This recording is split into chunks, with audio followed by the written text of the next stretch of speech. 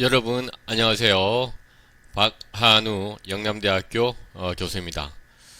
오늘은 우리 빅데이터 분석을 통해서 우리가 관계 마케팅을 하는 그러한 단계별 유형과 그 다음에 사례에 대해서 공부를 하겠습니다. 여러분들 빅데이터를 통해 가지고 마케팅을 한다라고 하면 우리가 조금은 의아할 수 있습니다. 하지만은 이러한 마케팅 분석을 위해 가지고 빅데이터를 활용을 하고 있을 수 있고, 또한 마케팅 인사이트를 또한 도출을 할 수 있습니다. 저는 그래서 영남대학교 언론정보학과, 그 다음에 디지털 융합 비즈니스학과에서 이것을 가르치고 있네요. 언론정보학과는 이제 학부 과정이고, 여러분들이 벌써 이제 학부를 다니고 있으니까, 여러분이 대학원 과정에 관심이 있다면 디지털 융합 비즈니스 대학원에 들어오면 됩니다. 디지털 융합 비즈니스는 우리가 그 실무와 이론을 겸비한 코스로서 대부분들이 직장인들입니다. 그래서 여러분들의 취업과, 그 다음에 여러분들의 창업과, 그 다음에 여러분들의 진로에 큰 도움이 되지 않을까. 그래서 직장인들에 맞추어서 이렇게 수업을 하고 있습니다. 그래서 여러분들이 이 디지털 융합 비즈니스에 관심을 많이 가지면 좋을 것 같습니다. 자, 이제 본격적으로 수업을 시작해 볼까요? 학습 목표, 이제 빅데이터 기반의 관계 마케팅 유형과 그 사례들을 이해할 수 있다를 이제 학습 목표로 잡았습니다. 오늘 이제 25분 정도의 시간에 이런 내용들에 대해서 전체적으로 숲을 볼 수 있고, 커다란, 그렇죠, 우리가 흐름들을 파악할 수 있는 그런 시간이 되면 세부적인 내용들은 여러분들도 관심이 있으면 더 자료들을 찾아보면 될 것 같습니다. 빅데이터 기반의 관계 마케팅의 4단계에 대해서 이야기하고요. 관계 마케팅의 사례들을 이야기하고요. 그 다음에 이제는 이제 이 데이터라고 하는 것이 네트워크를 타고서 뭘로 가고 있죠? A, Artificial Intelligence, 인공지능을 타고 가는 거죠. 그래서 우리가 DNA를 우리 지금 4차 혁명의 키워드로 얘기하고 있는 것이 뭐죠? DNA죠. 그래서 데이터, 네트워크, Artificial Intelligence. 우리 2016년도 3월 달에 이 인공지능과 관계해서 우리 사회에 정말 큰 충격을 주는 일이 있었죠. 2016년도 3월. 생각납니까? 뭡니까? 우리 바둑의 고수. 그렇죠? 바둑의 고수. 누구죠? 이세돌. 우리 바둑의 고수 이세돌 프로가, 그렇죠, 우리 인간들을 뭡니까? 대표하는 이 바둑의 프로가 알파고라고 하는 인공지능한테 대패를 했어요. 대패. 사실은 이제 알파고하고 대구구이 하기 전에는 어떻게 생각했습니까? 야, 이세돌이 아무리 못해도, 그렇죠, 우리 한 승률이 50%는 되지 않을까라고 했습니다. 이 바둑처럼 어려운 것에 어떻게 이 인공지능이 할 수 있을까, 이런 생각을 했었죠. 그런데 어떻게 됐습니까? 대패를 했습니다. 대패. 그래서 이 인공지능이라는 것이 이렇게 강력하구나라는 것이 이 한국 사회에 뭡니까?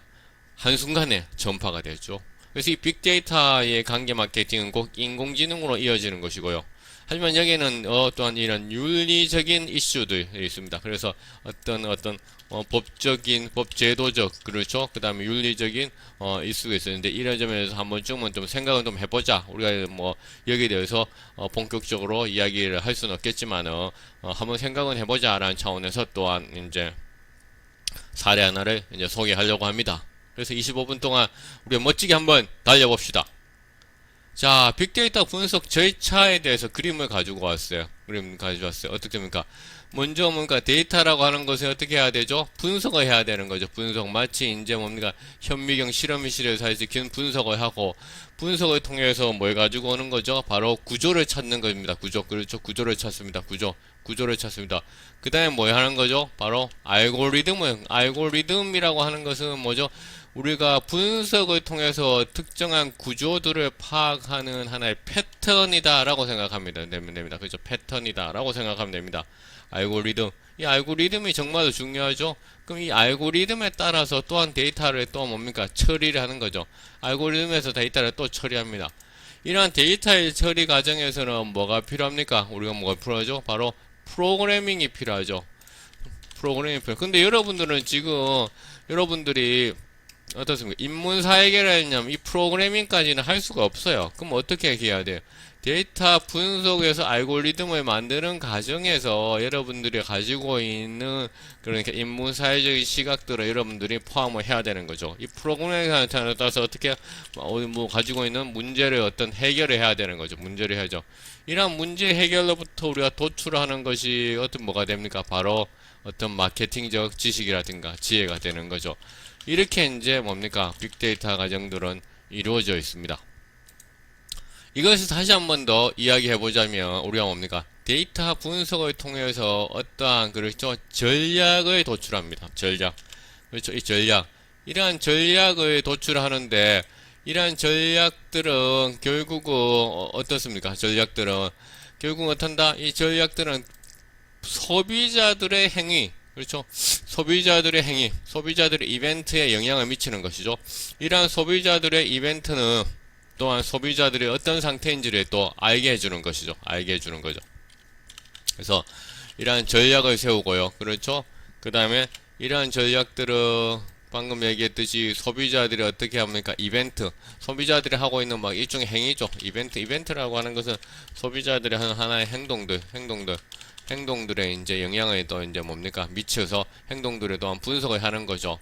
또한 그것은 뭐 어떻게 되는 거죠? 소비자들의 그런 가지고 있는 상태, 소비자의 상태라고 한다면 소비자의 어떤 상황을 얘기하는 거죠. 그렇죠. 이런 상황들을 가지고 그러니까 여러분들의 또 파악을 또 할 수 있는 거죠. 상황들에 대해서.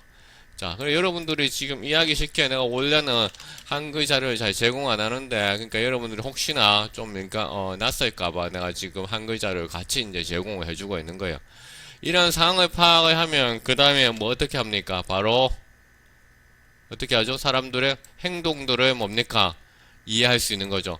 그래서 사람들의 행동들을 이해를 하게 되면 그 행동으로부터 어떻게 시장이 반응하는지를 찾게 되는 거죠. 사람들의 그죠?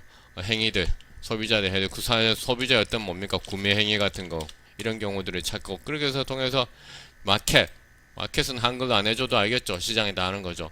그래서 이런 식으로 이제 작동을 하는 거죠. 전략을 짜고 이벤트 행동 상황을 한다. 이것을 다시 한번 보면 우리는 이렇게 이야기할 수 있어요. 어떻게 이야기할 수 있을까요? 빅데이터가 통해서 지금 무엇이 일어났는지 그렇죠. 무엇이 일어났는지 지금 우리가 소비자들이 그러니까 사재기를 한다. 뭘 사재기를 하죠? 생수를 사재기 한다. 이것이 뭡니까? 생수를 사재기 하는 것을 찾는 거. 이건 뭐죠? 바로 무엇에 대한 거죠? 뭐 생수를 사재기 한다. 그래서 우리가 descriptive analysis, 기술적인 분석이다. 라고 하는 거. 생수를 사재기 했다. 그럼 그 생수를 사재기 하고 있다면 여러분들이 그 다음에 뭘 찾아야 돼요?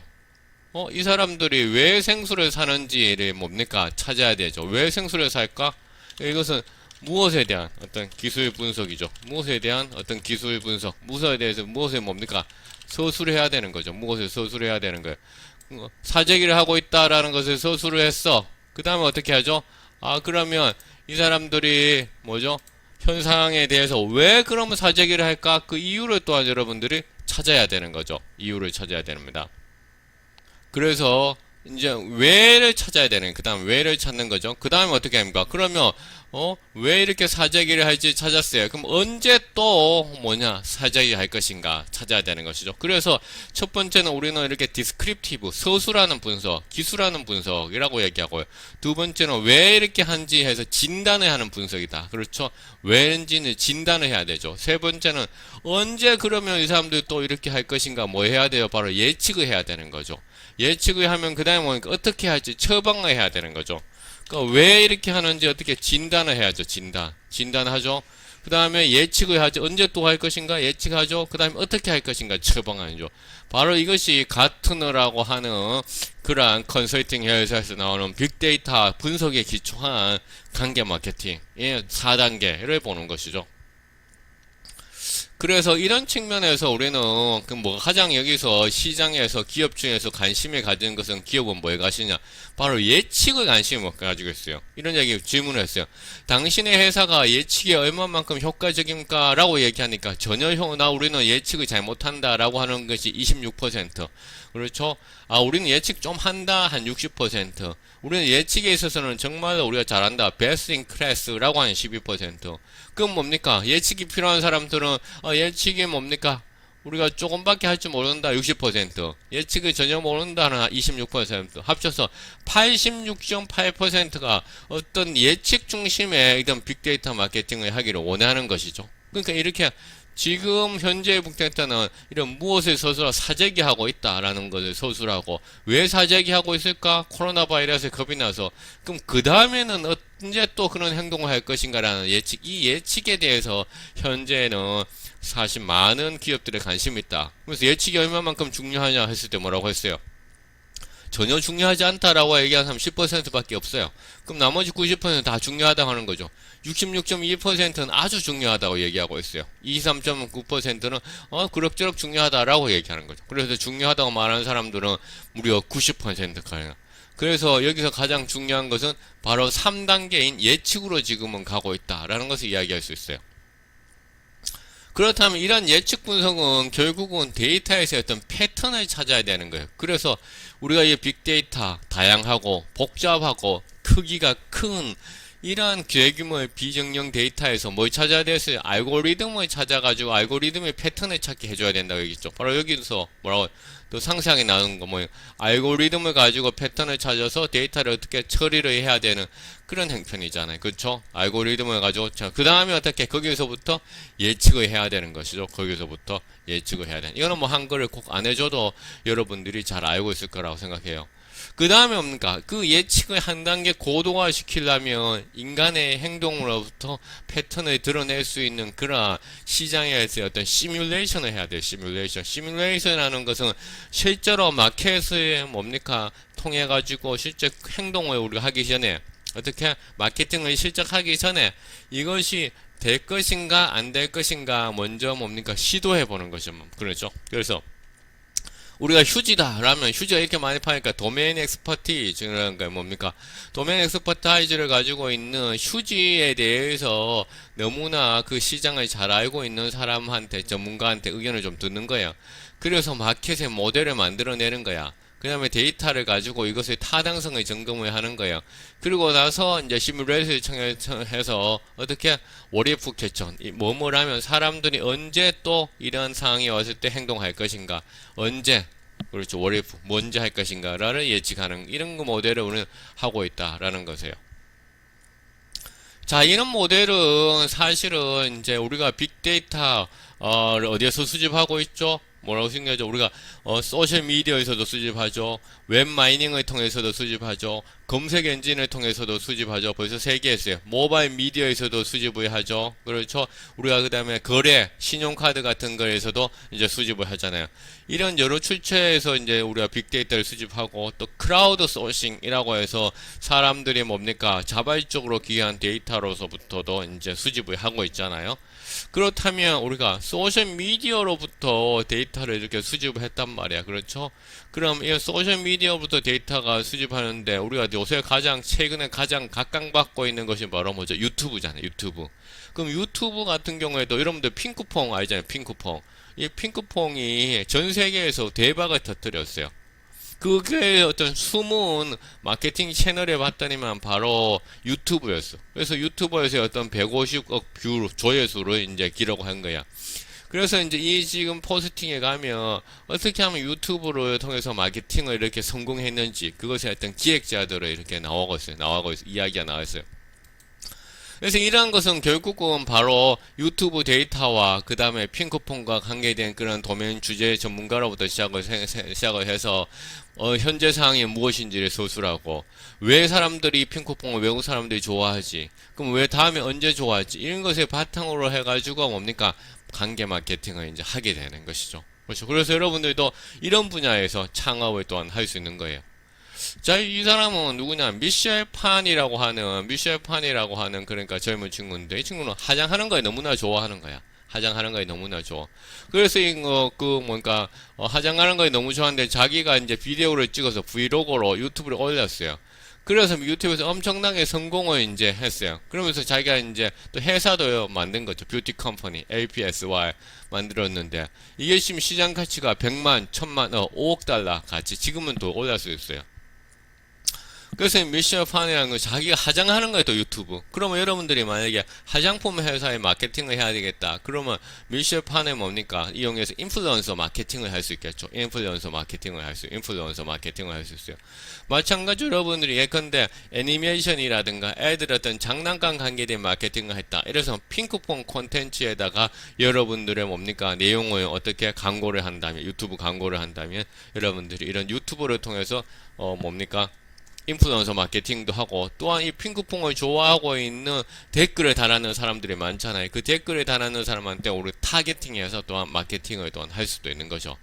그래서 이런 소셜미디어인 유튜브로부터의 데이터를 추출해서 이러한 인플루언서들을 찾고 혹은 이러한 그런 영향력 있는 채널을 찾아서 이 채널을 통해 가지고 마케팅을 하고 이 채널과 추천되어 있는 관계되어 있는 이 채널에 가면 또 추천 채널이라고 있어요. 추천 채널들을 또 하고 이 사람들한테 주로 이제 구독하고 있는 사람들한테 하고 이렇게 이제 하는 거죠.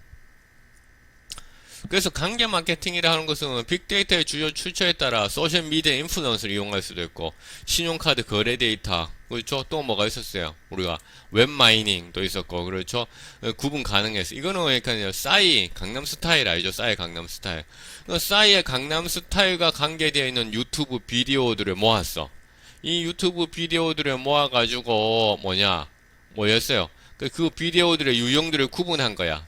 그래서 댄스 비디오, 리액션 비디오, 패러디 비디오, 그리고 브로드캐스팅 방송했는 비디오, 리믹스했는 비디오, 리뷰했는 비디오, 그렇죠? 그 콘서트 했는 비디오, 오피셜 비디오. 그러니까 오피셜 비디오는 뭡니까? 조금밖에 없죠. 그러나 이것을 타고서 댄스하는 비디오들이 이렇게 많아. 리액션하는 비디오들도 이렇게 많아요. 그렇죠? 그렇다면 여러분들이 내가 올해 강남스타일과 관계해서 뭔가를 프로모션 해야 되겠다 했을 때 혹은 강남스타일과 연결시켜서 우리가 뭐 해야겠다 그럼 이런 다양한 비디오들의 출처들을 가지고 와서 이제 해야 되는 거죠. 이 연구는 이제 뭡니까 박한우 교수 연구팀에서 이제 했던 거예요. 했어요. 제가 이제 했던 거예요. 그래서 이런 비디오 네트워크를 통해서도 우리는 이제 유튜브 상의 어떤 마케팅을 또 할 수 있는 거죠. 예컨대 이거요. 여기 리액션 비디오고요. 이건 리뷰 비디오예요. 리액션 비디오라는 것은 강남스타일 같은 걸 보면서 사람들이 난 정말 이렇게 좋아를 하고 자기 이야기를 하는 거죠. 이 강남스타일 보여주면서. 리뷰는 뭡니까? 이 강남스타일은 이러이러한 문제가 있어. 이런 거죠. 이런 비디오들을 보면서 사람들이 그러니까 강남스타일에서 강남에 대해서 또 방문을 또 할 수 있고 서울에 방문할 수 있고 한국을 방문할 수 있고 또 여러분들은 이런 강남스타일 비디오와 관계되어 있는 이러한 리액션 리뷰 비디오를 만든 사람들을 인플루언서로 활용할 수 있죠. 결국은 인간은 사회적 존재예요. 그래서 경제적 보상보다는 사회적 관계망에 영향을 받는 경향이 커요. 그래서 이렇게 이런 약한 연결이잖아요. 왜냐하면 한 번도 만나지 못했잖아요. 이 리액션 비디오를 올리는 이 흑인 친구들. 그렇죠. 리뷰 비디오를 올리는 이런 유튜버. 한 번도 그러나 약한 연결 강함에 의해서 이 사람들이 우리 제품에 대해서 얘기해주고 강남스타일과 관계된 제품에 대해서 얘기해주고 한국의 K-팝과 관계된 제품 얘기하면 이런 사회적 관계의 동기를 최대화하는 것이 최대화하는 그런 관계 마케팅이 효과적일 수 있는 거죠. 그러려면 이런 빅데이터 분석을 통해 가지고 무엇을 찾고 왜 이렇게 좋아하지 찾고 그럼 언제 또 이런 대박이 일어날 것을 찾아야 되는 거죠.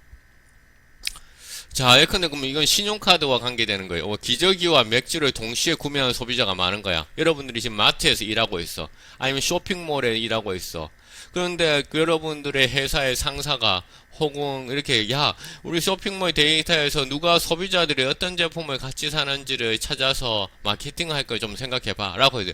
그래서 여러분들이 사람들이 무엇을 사지 봤더니 기저귀하고 맥주를 동시에 구매하는 그러한 젊은 층의 소비자들이 많은 거예요. 특히 금요일날 그렇죠 밤에 그래서 그럼 이거 아무 것이 아니구나 라고 생각할 수 있어요. 혹은 이렇게 생각할 수 있어. 이건 말도 안 되는 거잖아요. 그렇죠? 아기가 맥주를 마셔? 그래서 기저귀하고 맥주가 같이 나가? 이렇게 생각하면 안 되는 거죠. 그렇죠?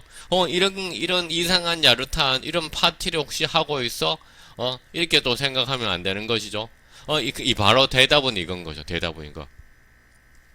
아기를 가지고 있는 이 신혼부부들이 있죠. 근데 뭡니까? 아기 엄마는 계속 육아를 해야 되니까 피곤하니까 쇼핑을 누구한테 심부름 시키죠? 바로 그 아기 아빠한테 시키죠. 근데 아기 아빠는 뭡니까? 나는 정말 금요일날 프라이데이 나이트니까 즐겨야 되는데 이 아기 육아를 해야 되는구나 해서 기저귀를 사면서 자기 자신을 위한 맥주를 같이 사는 거죠.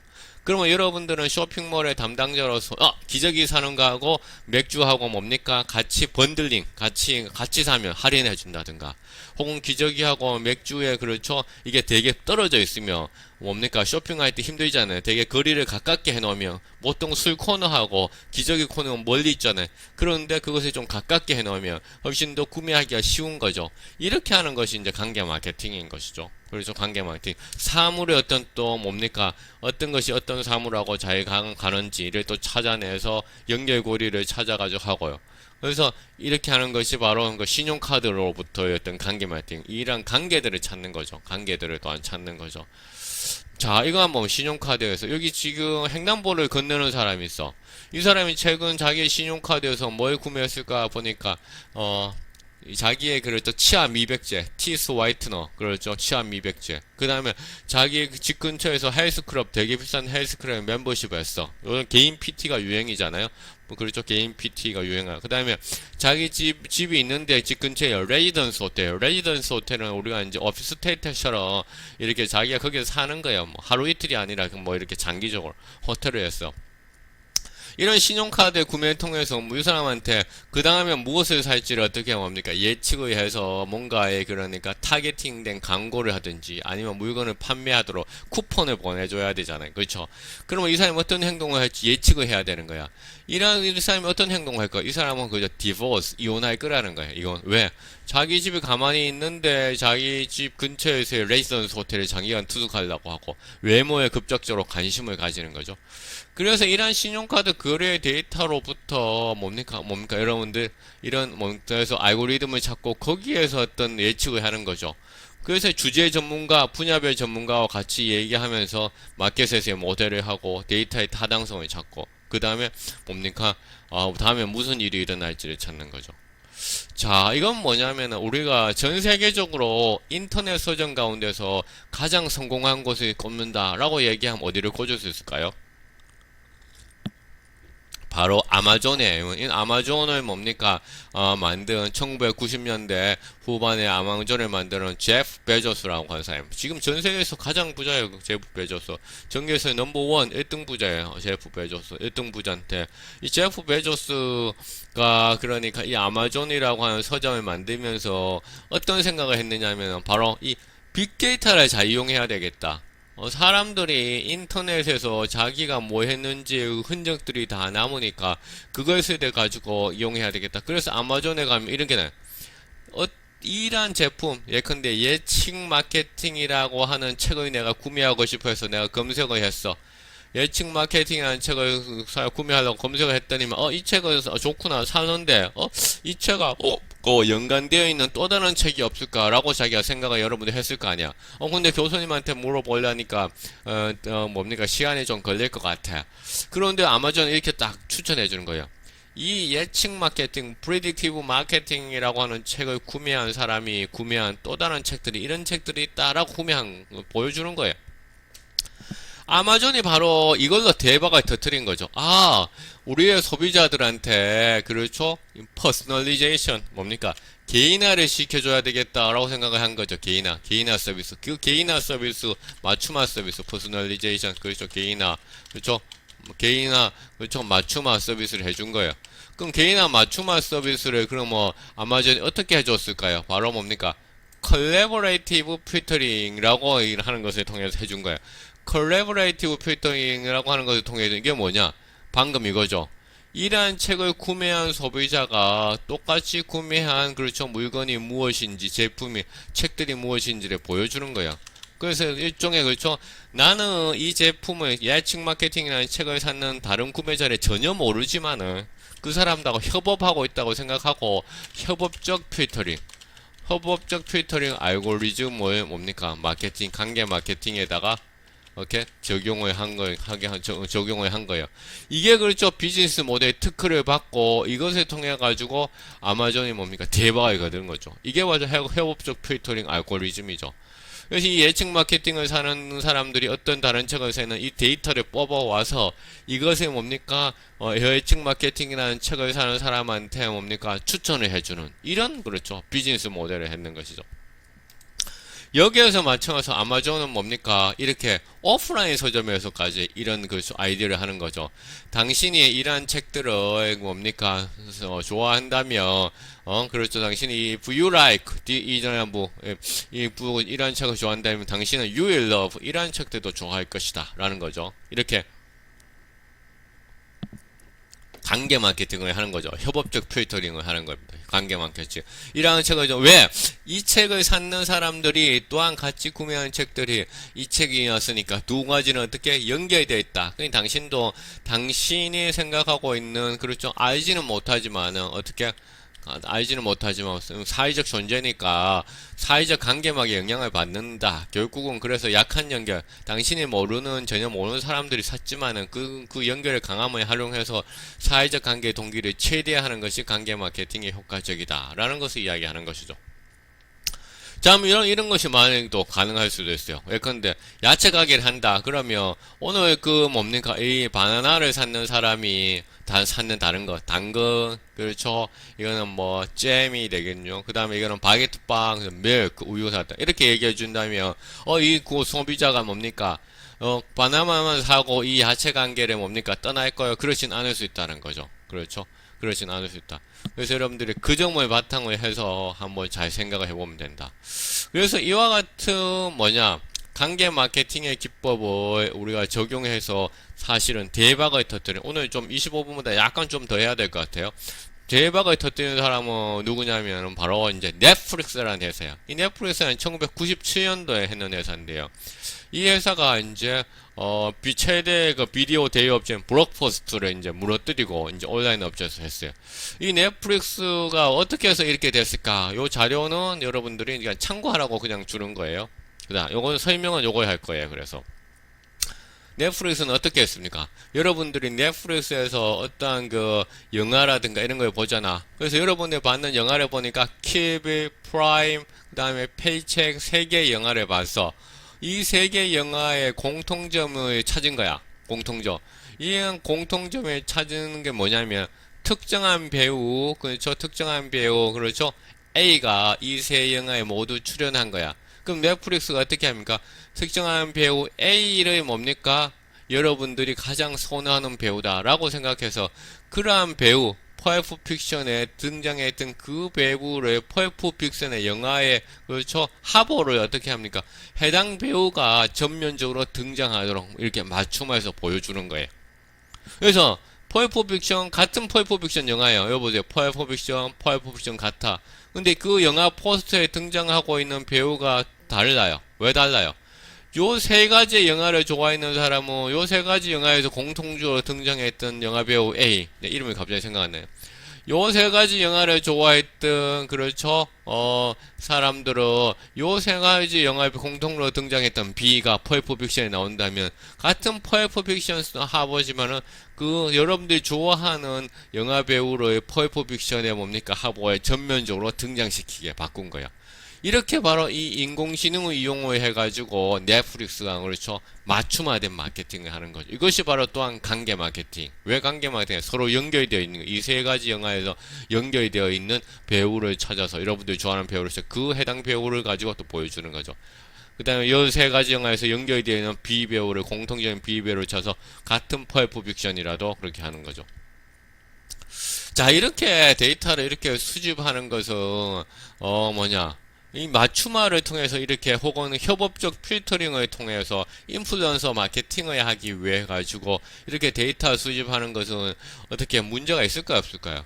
그래서 이 문제가 이제 뭡니까 아직은 논쟁 중이에요. 그래서 우리가 이러한 것에 대해서 모든 동의를 받았느냐, 받지 않았느냐, 그렇죠. 그 각각마다 동의를 받았냐, 이거는 여전히 논쟁 중에 이슈 중인 거예요. 후고 법제도적으로는 상당히 이런 그 깊이 있는 문제들이 많이 걸려 있어요. 그러나 이런 법제도 문제가 있다라는 것은 그래서 동의를 모두 받았느냐, 안 받았느냐, 그렇죠. 그 부분에 여러분 한번 생각을 해볼 필요가 있다는 측면에서 제공을 한 거예요.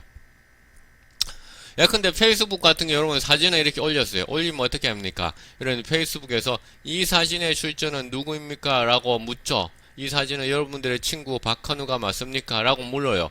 그럼 페이스북이 맞습니다 하면 그 사람을 태그하죠. 그럼 페이스북 이와 같은 소위 말해서 사진 얼굴이니까 생체 데이터잖아. 이런 생체 데이터를 가르고 가는 것이 어떻게 법적으로 문제가 있는지 없는지 이런 소송까지 가는 거예요.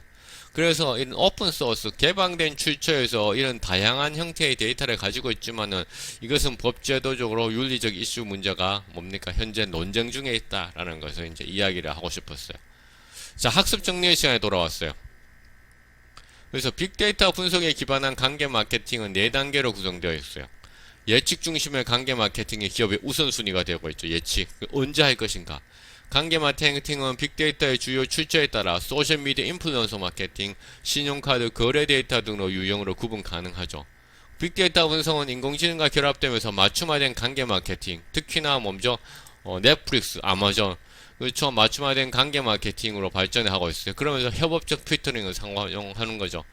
관계 마케팅에서 빅데이터의 수집과 활용에 따른 법제도적, 윤리적 이슈도 여러분들 한번 생각을 해볼 필요는 있다라고 이야기를 하고 싶습니다.